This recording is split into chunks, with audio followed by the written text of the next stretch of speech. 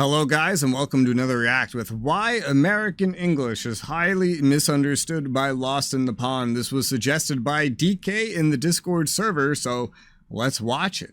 I didn't know American English was highly misunderstood. I thought it was like the most common form of spoken English, considering how many Americans there are, but let's learn, I guess. Hello, I'm Lawrence, and I'm on a quest to uncover all of the memos that Britain and America lost in the pond, and one of those memos pertains to the English language.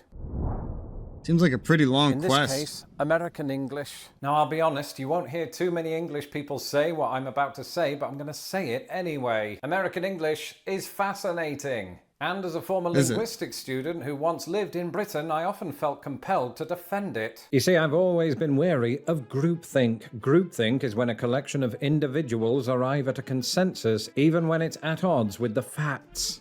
Well, does it specifically have to be at odds with the facts, or like, can't groupthink come to correct conclusions too? I don't know. I was just gonna say, like, the whole coming to a consensus with a group and deciding that that's reality, I hate that.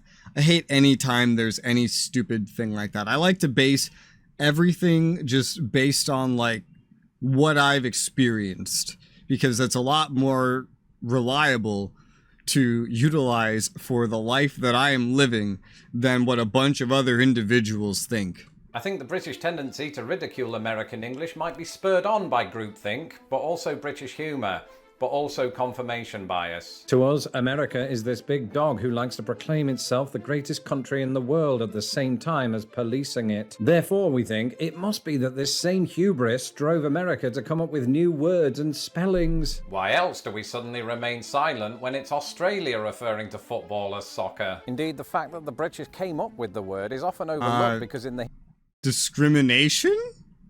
heat of social media combat, this goes against our agenda. But having studied American English extensively, I'm amazed at how little this agenda holds up to scrutiny. Anybody who's seen my YouTube shorts can attest to that. To me, the story of American English, much like the story of language in general, is highly compelling. Some have even said the same thing about my videos, so if you haven't had a chance to subscribe, do that now. In the meantime, let's take a look at how we've been getting American English wrong, starting with this. Contrary to what you may have heard, a lot of American English is actually pretty similar to the English of my homeland, at least as it was in the 1600s. You see, it's been said that some present-day Americans actually talk a bit like how William Shakespeare might have spoken when he wasn't being portrayed by Ray Fiennes' brother. And I don't mean that Americans go around... Yeah, I've heard this story, like the British peasants wanted to sound like the aristocrats, so they started talking like they were rich, but they never met a rich person, so that's how you get the current British accent, whereas Americans just kind of underwent more like local changes that weren't, I don't know, as radically different everywhere. Saying things like, "How art thou, buddy? Would thyself care for a goblet of fair Coors Light?" I mean, the common properties of American English are closer to that of 17th century English people than they are to those of the present day. When you think about it, this makes sense. The first successful permanent English settlement in America was in 1607, the same year Shakespeare completed Antony and Cleopatra. Perhaps the most notable characteristic that modern-day Americans share with early 17th century... I don't know, I didn't remember. Maybe that Shakespeare was alive when America was being founded. That's interesting. His helmet says nutcase on it. It also says it right here. I'm just realizing. Nutcase. Awesome. 17th century English people is rhoticity. Rhoticity specifically relates to the pronunciation of R. Most Americans today sound out the R in words like far. I don't. New Yorkers don't do that. I mean, sometimes I do. It just really depends. Apparently, my accent comes out more when I'm loud or angry or, you know, just yelling. But my enthusiasm level probably matters. I don't know, but sometimes I say it, sometimes I don't. Whereas most English people don't. However, back in 1620, England was rich with rhotic accents. Some actors of the time might even have articulated the R's in "Wherefore art thou, Romeo?" But even at that point in history, there were signs that rhoticity in England was beginning to crack. I can't hear rhoticity and not think of like rotisserie chicken. I can't, like, it's just you know? Like Ben Jonson, a contemporary of Shakespeare's, noted in the 1630s that the letter R sounded firm in the beginning of words and more liquid in the middle and ends. He probably didn't have that accent. More than a century later, it was disappearing so fast among speakers in London that Americans returning to England after the Revolutionary War noticed its absence. And the decline of England's rhoticity has even continued on during my own lifetime, with the fire pronunciation today largely confined to the West Country. Meanwhile, in America, just as in Scotland and Ireland, the post-vocalic R is stronger than ever. But this doesn't mean that Not in New York, it's not. it hasn't been tested. In the 18th and 19th centuries, several port cities with commercial ties to Britain were influenced by England's newfound R-less pronunciation, to the extent that some people in, say, Boston and Savannah still pronounce it far today. And up until World War II, non-rhoticity was a common feature of America's mid-Atlantic accent, a prestigious way of talking among actors and broadcasters during the early 20th century. But on the whole, the same linguistic transformation witnessed in England did not occur in the US. America's too big. It's just like, you'll never have everybody speaking the same way. Never. Before I actually moved to the United States, I'm not sure I realised the extent to which our two countries differed on one thing in particular: homophones. A homophone is when two or more words are pronounced the exact same way but possess a different meaning and sometimes spelling. One example of my own is how I identically pronounce paw as in downpour and paw as in my dog's paw. Good doggy. In the United States, rhoticity means that... I thought he was going to say, like, poor and, like, being poor. I was like, well, I think I do the same thing, but, like, no, paw. Poor and paw.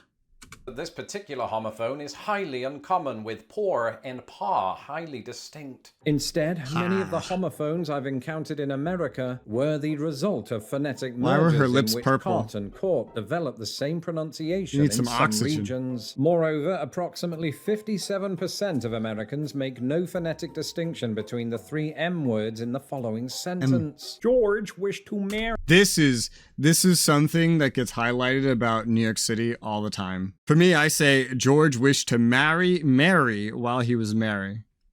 Mary while Which I think is 3 different pronunciations. was Mary. Imagine the wedding speech is 7 pints in.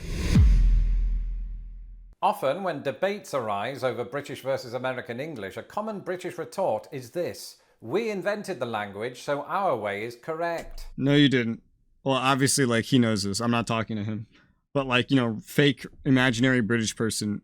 No, you didn't. It goes back much further than you or any of your ancestors or the nation that you live in.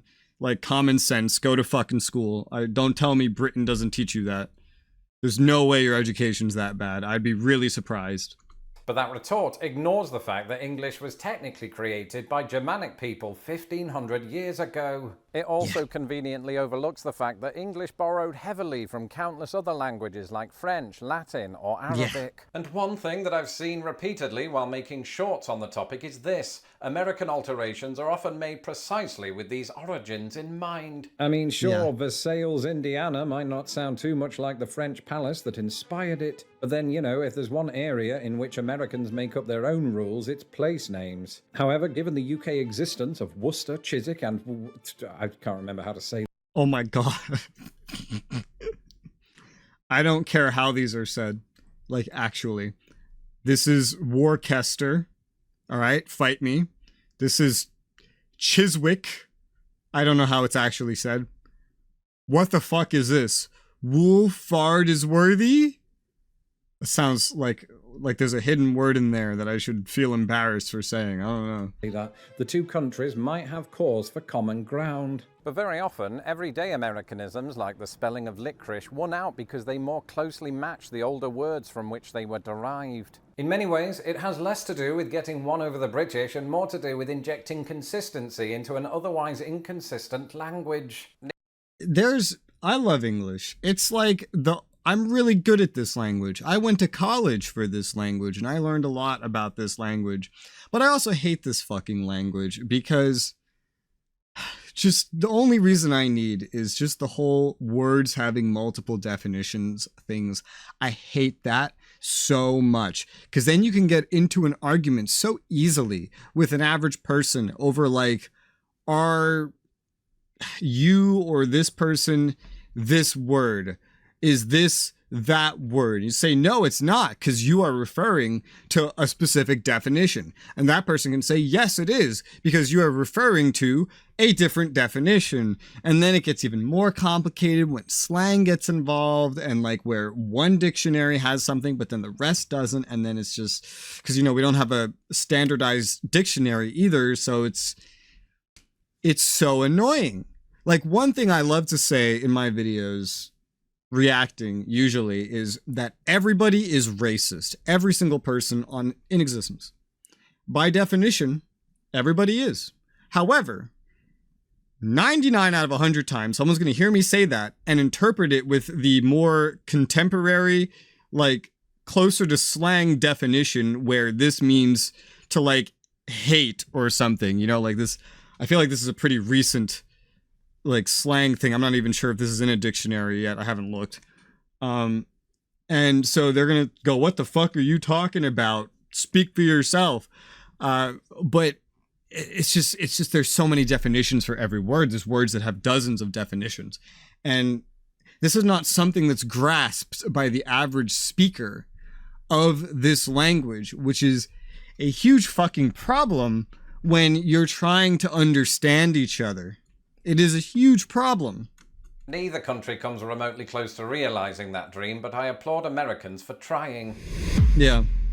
Yeah, no, it's even, no matter how much we've modified it, it's still not consistent. It's difficult to comprehend all of the But we have tried. nuances of American English without actually living here. In fact, I've been told by plenty of Americans, quite believably, that the same is true of Britain. The problem is, when you're commenting from afar, all you've got to go on is what you hear in film and television. And the problem with that is that both seem to create an illusion that between them, Britain and America share about 6 dialects. In reality, rough estimates put the number of combined major dialects at around 70. I was not surprised to discover that more than half of them came from Britain, where you can barely drive 50 miles before hearing a new word for chewing gum. But younger me would have been stunned to learn that the United States is home to more than 30 major English dialects of its own, not to mention countless sub-dialects. Of course, in such a large country, this means that you might drive hundreds of miles before encountering major differences in the way people speak. But there As a New Yorker, I'm biased, because I would say that you could go down the block and someone's going to be talking not just a different form of English, but might not speak English at all, right? You go down that way on Myrtle, and now everyone's Polish. You go up on Fresh Pond, and now everyone's speaking German. Go a little bit further, and everyone's speaking Russian. And go down the other way on Myrtle, and now everything's ghetto, and you will be attacked if you walk in a certain perimeter if your skin is too pale. New York's crazy. There are many You should see Chinatown. Oh my god.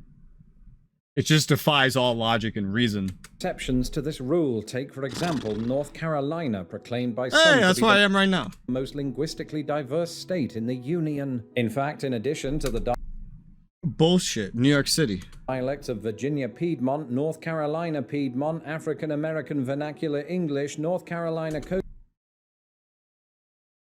Can we really just summarize that as one thing? Is there not like more diversity there? We're gonna say that there's like 70 something different dialects of English, and you got like half of them are British, the other half are American, and then one is black? There's got to be more, it's 4% of the population, right? There's got to be more diversity than that, right? Coastal plains and southern Appalachian You can't just all speak the same. highlands. There's the curious case of high tide English. The fuck does that Spoken mean? by only a couple of hundred people, when you hear it, something peculiar stands out. It almost sounds British. High tide on the sound side, high tide on the sound side. In fact, the BBC perhaps described it best in 2019. It's like someone took Elizabethan English, sprinkled in some Irish tones and 1700 Scottish accents, then mixed it all up with pirate slang. They don't speak like that on the BBC anymore. And that more or less describes the origins of high tide, or as speakers of it might say, hoi toid, because, well, they sound like they're from Birmingham. When we think of words that the United States gave to the English language, we often think of expressions we perceive as tired or overused. This can include words like awesome, even though Britain both uses it and introduced it. But the more I've looked into this, the more I've realised something unexpected. America is responsible for thousands of very common words that us Brits use without hesitation. Oh, naturally. There's like, what, 50 million Brits and like 330 million Americans? And I'm pretty sure this disparity is just going to keep growing.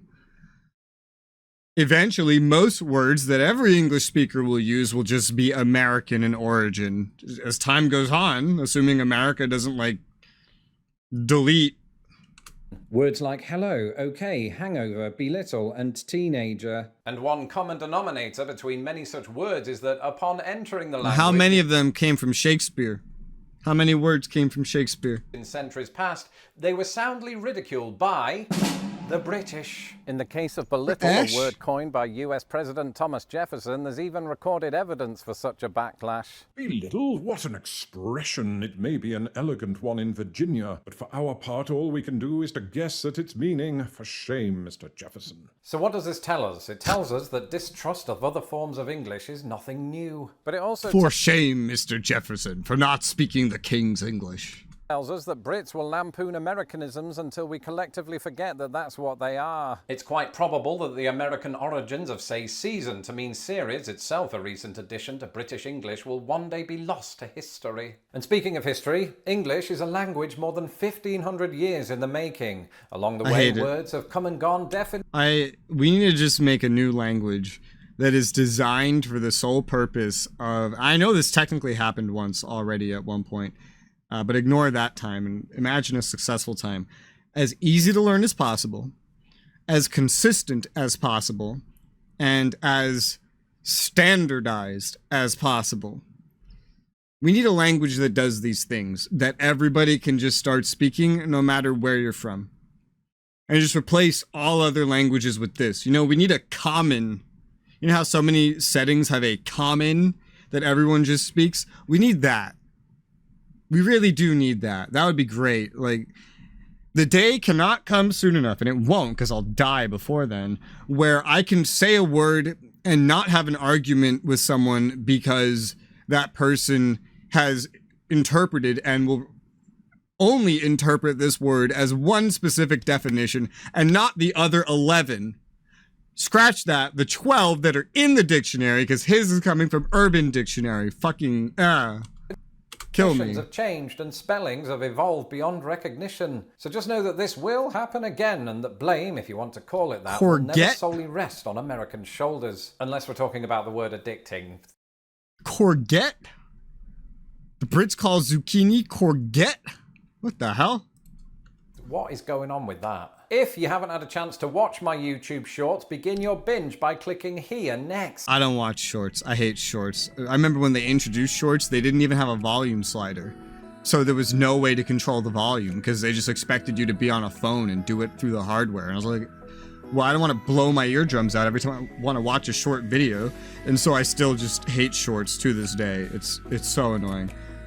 But that was that video, as suggested by DK in the Discord, which you can find in the description below if you want to link me to any videos you want me to react to, or just say the names and the channels in the comments below.